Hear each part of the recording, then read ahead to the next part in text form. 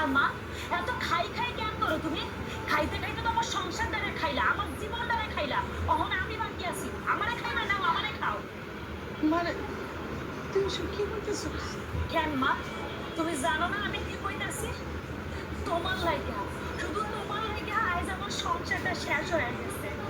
আমি এই বস্তিতে এসে থাকতাছি, তোমার খালি খাই আর খাই, রাক্ষসের মতো খাইতে খাইতে সব কিছু তুমি শেষ করে দিছো। আর কি খাইবা খাও, আর খাওয়ানোর মতো কিছুই নাই। আর আমি তোমারে কেন করতেছি? দোষ তো আমারও ছিল।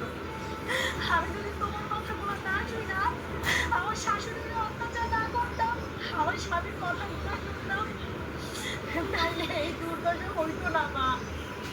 তুমি মা আমার কলঙ্ক, তুমি মা হইয়া মায়ের সংসারটা শেষ করে ফেলাইছো।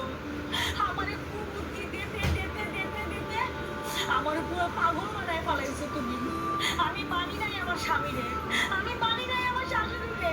আমি সব সময় তোমার কথা শুনছি, তোমার কথা মতো চলছি। আজ দেখছো আমার পরিস্থিতি। আজ কোথায় আইছো মা?